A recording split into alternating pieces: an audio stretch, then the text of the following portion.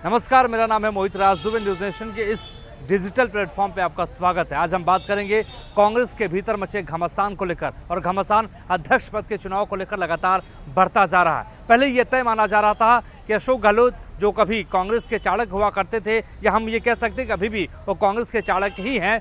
कभी ये कहा जा रहा था कि वो अध्यक्ष पद को लेकर नामांकन भरेंगे, पार्टी के विश्वास पात्र हैं, वो अध्यक्ष बनना उनका लगभग तय हो गया था। लेकिन अब इस पर संशय के बादल लगातार मंडरा रहे हैं, क्योंकि अशोक गहलोत राजस्थान के मौजूदा वक्त में मुख्यमंत्री हैं, और पर्यवेक्षक सोनिया गांधी ने 2 पर्यवेक्षकों को जयपुर भेजा था। वहां पर जो स्थितियां उत्पन्न हुई थी, जो अशोक गहलोत खेमे के विधायकों ने विधायक दल की बैठक में नहीं पहुंचे थे और वहां पर हंगामा शुरू हो गया था। और लगातार अशोक गहलोत खेमे के विधायक ये कह रहे थे कि 102 विधायकों में से ही किसी एक को मुख्यमंत्री चुना जाना चाहिए। लिहाजा घमासान वहां पे बढ़ गया, पर्यवेक्षकों को उल्टे पैर वापस लौटना पड़ा। तो ऐसे में अब सवाल उठता है, क्योंकि अशोक गहलोत अगर अध्यक्ष नहीं बनेंगे तो कांग्रेस का खड़ाऊ बतौर अध्यक्ष कौन उठाएगा। तमाम ऐसे नाम आ रहे हैं सामने जिसको लेकर कहा जा रहा है कि वो अध्यक्ष बन सकते हैं। लेकिन हम ये कह रहे हैं, अभी भी ये कह रहे हैं कि अशोक गहलोत अभी भी अध्यक्ष पद को लेकर रेस में पीछे नहीं है। हमारे सूत्र बता रहे हैं कि अशोक गहलोत की सोनिया गांधी से बातचीत हुई। अशोक गहलोत ने खेद प्रकट किया और ये भी कह दिया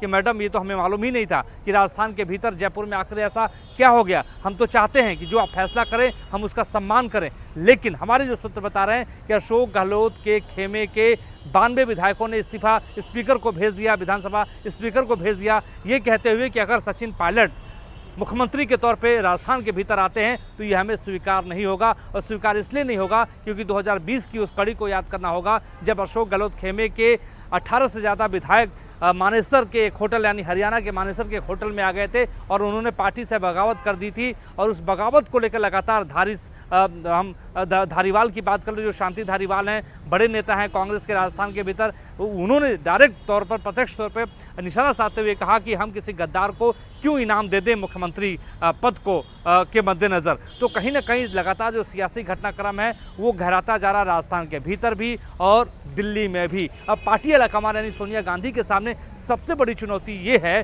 कि अब विश्वास पात्र नेता किसे चुना जाए। विश्वास पात्र आखिर आज के दौर में, क्योंकि मौजूदा वक्त में सेंटर में सरकार कांग्रेस की है नहीं, तो विश्वास पात्र कौन हो सकता है। गहलोत पुराने नेता हैं, 40 साल से ज़्यादा उनकी राजनीति हो चुकी है, गांधी परिवार के बहुत पसंदीदा नेताओं में से हमेशा हो रहे हैं, क्योंकि इंदिरा के दौर में भी उन्होंने काम किया, राजीव गांधी के भी दौर में उन्होंने काम किया, और सोनिया गांधी के लगातार वो संपर्क में रहते थे, सरकार में खासतौर पर राजस्थान में रहें या ना रहें।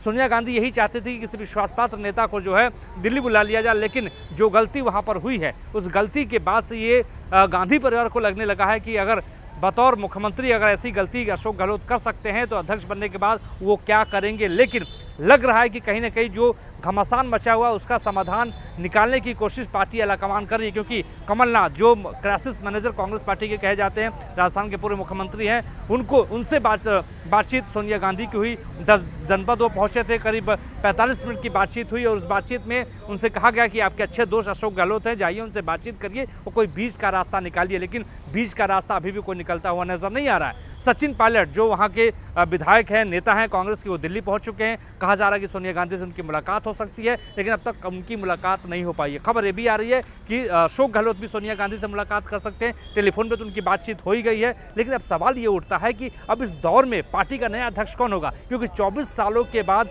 संगठन का देखिए चुनाव है और संगठन यानी गैर गांधी परिवार का कोई व्यक्ति अध्यक्ष बनने जा रहा है। तो कौन बनेगा अशोक गहलोत के बाद, कांग्रेस का खड़ाऊ कौन उठाकर चलेगा। क्या मल्लिकार्जुन खड़गे बनेंगे या मुकुल वासनिक बनेंगे, अंबिका सोनी बनेंगी। इसी बीच दिग्विजय सिंह का भी नाम सामने आया है। लेकिन हमारे सूत्र बता रहे हैं कि गांधी परिवार के विश्वास पात्रों में से तमाम ऐसे नेता है, चाहे मल्लिकार्जुन खड़गे की बात करने, राज्यसभा में नेता प्रतिपक्ष है, नेता विपक्ष है, अंबिका सोनी जो लॉयलिस्ट हैं, पंजाब के मुख्यमंत्री पद को लेकर जब बात आई थी तो अंबिका सोनी पर भरोसा सबसे पहले सोनिया गांधी ने किया था और सोनिया गांधी को उन्होंने इनकार कर दिया था और कहा था कि किसी सिख को ही आप वहां पर मुख्यमंत्री पद दे दीजिए। तो वो कुर्बानी भी सोनिया गांधी को याद है। उनको ये भी लग रहा है कि अगर अंबिका सोनी को बनाया जाए तो बेहतर होगा। लेकिन अंबिका सोनी स्वास्थ्य कारणों की वजह से इनकार कर चुकी हैं। तो अब कौन बचता है? क्या कुमारी शैलजा को बनाया जाएगा? क्या किसी दलित को मौका दिया जाएगा? क्योंकि महाराष्ट्र से मुकुल वासनिक आते हैं, महासचिव रह चुके हैं, महासचिव मौजूदा वक्त में भी हैं, बड़े नेता हैं कांग्रेस पार्टी के। तो क्या उनको मौका इस बार दिया जाएगा या मल्लिकार्जुन खड़गे को दिया जाएगा जो कर्नाटक से आते हैं? तमाम ऐसी बातों को लेकर ये अभी हम कह सकते हैं कि सियासी पारा जो है दिल्ली के भीतर गर्म है। और आपको बता दें कि सिर्फ नॉमिनेशन को लेकर सिर्फ 2 ही दिन बचा हुआ है।